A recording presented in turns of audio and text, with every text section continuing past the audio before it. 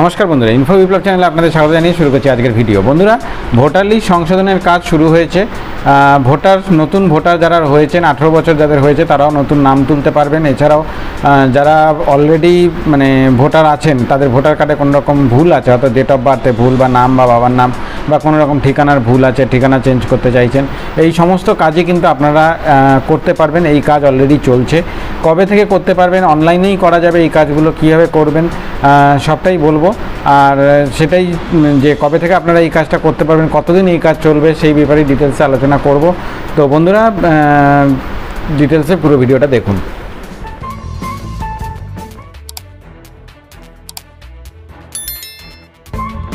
তো দেখুন বন্ধুরা, মুখ্য নির্বাচনী আধিকারিক পশ্চিমবঙ্গ অর্থাৎ chief electoral officer West Bengal, তার তরফ থেকে যে বিজ্ঞপ্তি একটি প্রকাশিত হয়েছে, সেখানে দেখুন যেটা লিখছে যে ভোটার তালিকার বিশেষ সংক্ষিপ্ত সংশোধনী কর্মসূচি 2025।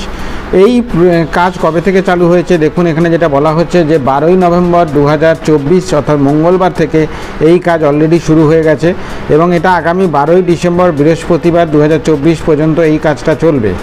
এছাড়াও এখানে বেশ কিছু প্রচারের দিনগুলোতেও কিন্তু এই কাজটি চলবে, যেমন কি 16 November, 17 November, 23 November, 24 November, 30 November, এছাড়াও 1 ডিসেম্বর, 7 ডিসেম্বর এবং 8 ডিসেম্বর, অর্থাৎ প্রত্যেক শনি এবং রবিবার এই প্রত্যেক দিনই কিন্তু বিশেষ ক্যাম্প বসবে, বিভিন্ন বুথে বুথে বসবে। যারা বিএলও আছেন, যারা এই ভোটার লিস্ট সংশোধনের কাজটা করে থাকেন, তারা কিন্তু ফর্ম নিয়ে থাকবেন সেখানে। আপনারা সেখান থেকে ফর্ম কালেক্ট করে, ফর্ম ফিল আপ করে আপনারা আবারও তাদেরকে ফর্ম জমা করতে পারবেন। যারা নতুন ভোটার হতে চাইছেন তারাও জমা করতে পারবেন। এছাড়াও কারেকশন করতে পারবেন, ভোটার ডিলিট করতে পারবেন, যাদের নাম মারা গেছেন তাদের নাম ডিলিট করতে পারবেন। এই সমস্ত কাজগুলোই করা যাবে। এবং এখানে দেখুন যেটা বলছে যে আপনার আবেদনপত্র বাছতে বলা হয়েছে বন্ধুরা। তো দেখুন, প্রথমেই যেটা বলছে 6 নম্বর ফর্ম, যেটা ফর্ম নাম্বার 6, ভোটার তালিকায় নতুন নাম তোলার জন্য এই 6 নম্বর ফর্ম কিন্তু ইউজ করা হয়। আপনারা জানেন, অলরেডি আপনারা এটা ইউজ করেন। এছাড়াও কিন্তু বলছে ফর্ম 7, যেখানে নাম বিয়োজন বা প্রস্তাবিত অন্তর্ভুক্তির বিপক্ষে আপত্তির জন্য, অর্থাৎ যাদের নাম বাদ দিতে চাইছেন, কোনো ব্যক্তি মারা গেছেন তার নামটা আপনি বাদ দিতে চাইছেন, সেক্ষেত্রে বা ধরুন কেউ চলে গেছে অন্যত্র, এখানে আর থাকে না, আপনার এলাকায় তিনি থাকেন না বা আপনার পরিবারে তিনি আর থাকেন না, তার নামটা বাদ দিতে চাইছেন, সেক্ষেত্রেও কিন্তু ফর্ম 7 ইউজ করবেন।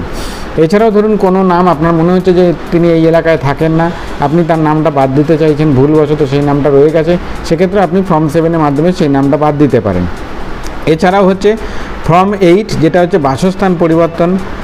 এই বাসস্থান পরিবর্তন অর্থাৎ আপনি এক জায়গা থেকে অন্য জায়গায় গেলে ঠিকানার পরিবর্তন হলে, সেক্ষেত্রে সেটা যদি একই বিধানসভা এলাকার মধ্যে হয় বা অন্য কোনো বিধানসভা এলাকার মধ্যেও হয়, সেক্ষেত্রে আপনি ফর্ম 8 ফিল আপ করবেন। এছাড়াও ভোটার কার্ডের কোনো তথ্য পরিবর্তন করতে হলে বা সংশোধন করতে হলে বা প্রতিবন্ধী হিসেবে চিহ্নিত করার জন্য কিন্তু ফর্ম 8 ব্যবহার করতে পারেন আপনারা।